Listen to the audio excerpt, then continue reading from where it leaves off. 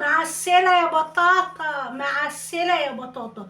مهما يخترعوا ويعملوا فيها من وصفات وترندات، هتفضل البطاطا المشوية هي الأصل والباقي فوتوشوب. تعالوا بقى لما نشوف. بصوا، بصوا الجمال، بصوا الحلويات. بسم الله الرحمن الرحيم. كله كده يصلي على النبي عليه أفضل الصلاة والسلام. شايفين؟ شايفين يا متعلمين يا بتوع المدارس؟ الله الله الله الله. بسم الله الرحمن الرحيم. انا باكلها بقشرها، واحنا هنا في البيت وعلمت ناس تانية ياكلوها بقشرها. اكتبوا لي في الكومنتات بتحبوها بقشرها ولا بتحبوا تاكلوها ازاي. بسم الله الرحمن الرحيم. ربنا سخن نار،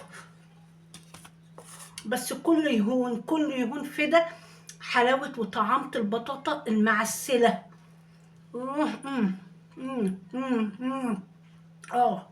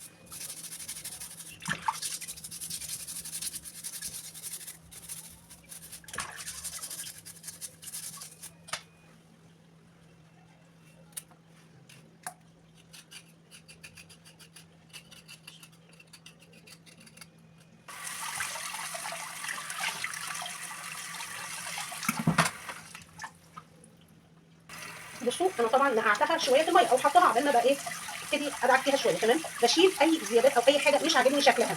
ماشي. انا بدعكها ومخصصه ليها فرشه. تمام. عشان خاطر ايه هي دي بس احنا بناكلها يا جماعه بالقشر. الناس اللي هتعترض احنا بفضل ادعك فيها جامد لحد ما يبقى اصلا ما فيهاش حاجه. هي بتبقى طبعا كده يا دوبك خفافه. ماشي. في ناس بتقشر براحتكم. تمام. بس بجد احلى طريقه هتاكلوا بيها البطاطا مهما تعددت الترندات ومهما اخترعوا من اختراعات، برضه هتفضل البطاطا المشويه الاساس، هتبقى التوب والباقي كله فوتوشوب زي ما بيقولوا.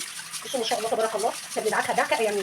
اختي بتقعد تقول لي انت محميه البطاطا. عايزه اقول لكم والله براني بألف هنا بألف هنا لكل اللي ياكل. بجد بيتجننوا لما اعمل البطاطا وفعلا بيبقوا واكلينها بثقه.